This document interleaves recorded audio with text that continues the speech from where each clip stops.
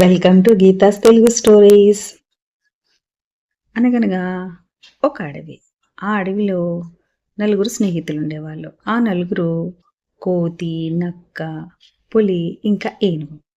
ఇవన్నీ కూడా ఎంతో కలిసిమెలిసి జీవించేవి. అయితే కొంతకాలంగా వాటిలో మార్పు రావడం జరిగింది. ఆ మార్పు ఏంటంటే ఎవరిలో వాళ్ళే గొప్ప అన్నట్టుగా భావించుకుంటూ ఉన్నారు.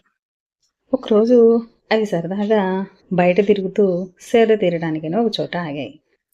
అప్పుడు ఏనుగు, నేను చాలా గొప్పదాన్ని. నాకు చాలా శక్తి ఉంది. నేను పెద్ద పెద్ద చెట్లను సైతం లేపి పక్కన వేయగలను అని చెప్పంటుంది. అప్పుడు పులి, నీదేం గొప్ప?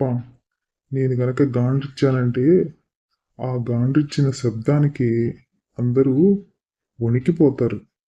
కాబట్టి నేనే గొప్పదాన్ని అని అంటుంది పులి. అంతలో పక్కనున్న కోతి కలిగి వేసుకొని, నేను ఎక్కడికైనా ఎగరగలను, గెంతుకుంటూ ఎంత దూరమైనా వెళ్ళిపోగలను, చెట్లను సైతం ఎక్కగలను. మీరెవరైనా చెట్లను ఎక్కగలుగుతారా? కాబట్టి నేనే గొప్పదాన్ని అని అంటుంది కోతి.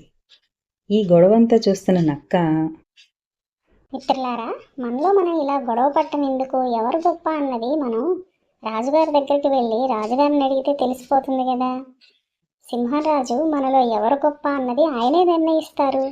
మనందరం తక్షణమే అక్కడికి వెళ్ళిపోదాము అని అంటుంది నక్క.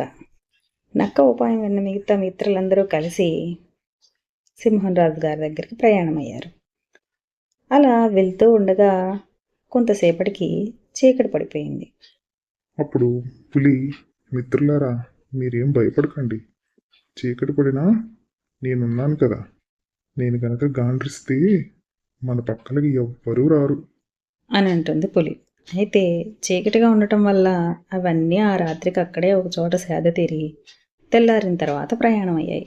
అలా వెళ్తూ ఉండగా ఒక చోట చెట్టు కొమ్మ విరిగి కింద పట్టం చూసి ఏనుగు దాన్ని తీసి పక్కకు విసిరేస్తుంది. నలుగురు స్నేహితులు కలిసి ప్రయాణమయ్యారు మళ్ళీ. అలా ముందుకు సాగుతూ ఉండగా కొంత దూరం వెళ్ళేటప్పటికి వాటికి ఆకలి వేస్తుంది. ఆకలి వేస్తే దారిలో ఒక జామ చెట్టు కనిపిస్తే ఆ జామ పళ్ళు కోయటానికి కోతి పైకెక్కి పళ్ళను కోసి తన మిగతా స్నేహితులకి ఇచ్చింది. అందరూ ఆ పళ్ళను తిని ఆకలి తీర్చుకున్న తర్వాత కింద తిరుగుతూ మనలో మనం ఇలాగా ఎవరు గొప్ప అనుకుంటూ ఉన్నాం, కానీ మనలో ఎవరి ప్రత్యేకత వారిదే. అందరం గొప్ప వాళ్ళమే.